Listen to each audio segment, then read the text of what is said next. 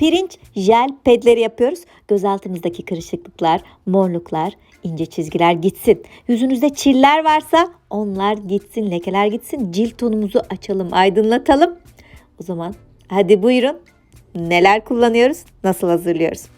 Pirinç kullanacağız. Birçok maskede, kremde kullanıp fayda gördüğümüz pirinçten 2 tatlı kaşığı dolusu bir cezvenin içerisine aldık. Üzerine oda sıcaklığında bir fincan, kahve fincanı su ilave ettik. Bunu bir karıştıralım ve ocağımıza götürelim. Tamamen pirinçler haşlanana kadar kaynatıyoruz. Pirinçler lapa kıvamına geldikten sonra bakın bir de buna süt ilave edeceğiz. Elastikiyet kazandıralım. Hücrelerimizi yenileyelim. O halde böyle küçük bir fincanda süt ilave edelim ve iyice karıştıralım. Pirinçler haşlandıktan sonra ekledim bakın sütü. Yoksa erken ilave ederseniz pirinçler tamamen haşlanmıyor, kıvam almıyor. Pirinçler haşlandı, lapa kıvamına geldi. Bakın süt artık taşacak diyor ki tarif hazır. Kapat bunun altını, şöyle birkaç dakika ılımaya bırak. O arada da eğer hala Hobifan YouTube kanalına abone değilsen hemen bir abone ol, bir beğeni at, bildirimleri aç. Dersen ki yurt dışından izliyorum, konuştuğunuz dili anlamıyorum. O zaman CC yazan yere tıkla. Alt yazılar aktif olsun ve 3 noktaya tıkladığında da hangi dilde seçebileceğini gör. Şimdi devam edelim. Pirincimiz haşlanmıştı. İstediğimiz kıvama gelmişti. Bunu bir karıştırıcının içerisine dökerseniz tamamen pürüzsüz kıvam almasını sağlarsınız.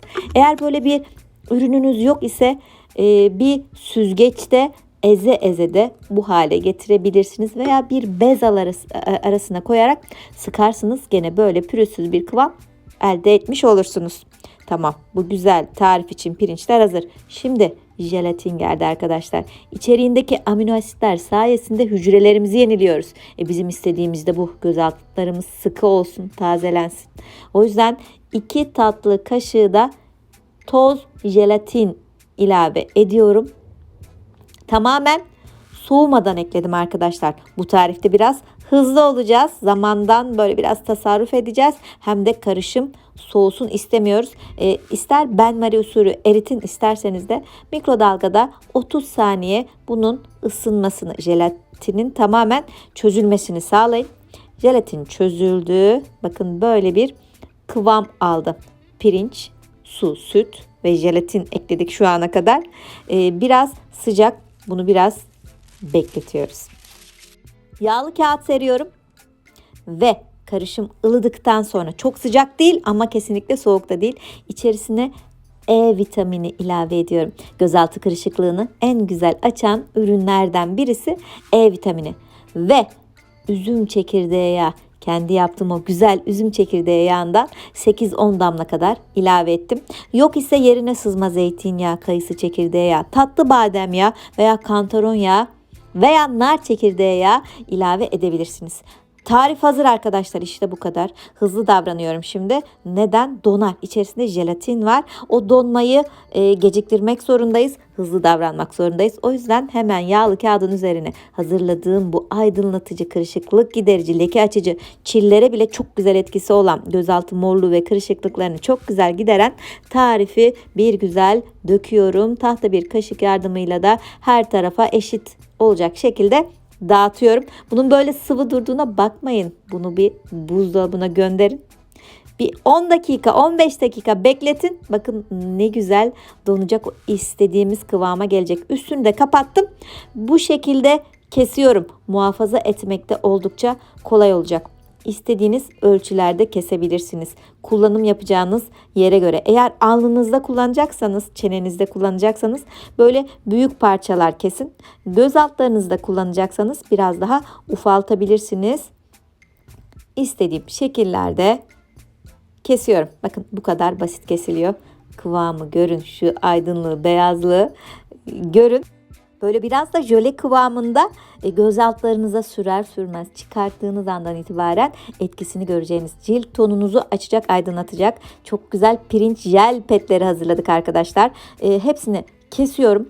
Ben cam bir kabın içerisine koyup bunu buzdolabında günlerce muhafaza edebiliyorum. İçerisine çok güzel ürünler kullandık. Hepsi kırışıklık açmada, leke gidermede, cilt tonunu dengelemede, pigmentasyon probleminin önüne geçmede çok güzel ürünler. O yüzden ben denedim. Fayda gördüm. İstiyorum siz de ilk fırsatta kullanın. Çok güzel vitamin ve mineraller var içerisinde.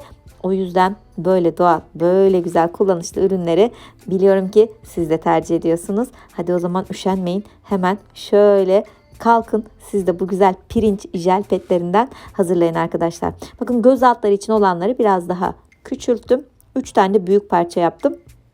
Şöyle kullanımda bu kadar basit. Çıkartıyoruz bunu göz altlarımıza. Bir güzel yerleştiriyoruz. Büyük olanlarında alın ya da çene bölgesine ya da yüzünüzde çiller var ise yanaklarınızın üzerine de bunları yerleştirin. Cilt tonunu hemencecik açıveriyor. Çok seveceksiniz eminim. Bakın böyle de güzel oldu arkadaşlar. Hadi bakalım şimdi bunu yerleştirelim. Ağzı kapaklı bir kaba koyalım. Buzdolabına gönderelim. Dilerseniz her akşam yatmadan önce bunu uyguluyorsunuz. 20 dakika bekletiyorsunuz. Sonra da çok daha güzel, aydınlık, temiz bir cilde geçiyorsunuz. Ben şimdi bunu yıkadığım temiz yüzüme uygulayayım. Göz altlarıma bu şekilde yerleştiriyorum. Kendime bir 20 dakika veriyorum. Çok daha iyi hissediyorum kendim. Çenenize de böyle uygulayabilirsiniz. Cildinizden fazla yağı atacak, sebum üretimini dengeleyecek, hücrelerinizi yenileyecek. Onları böyle bir harekete geçirecek.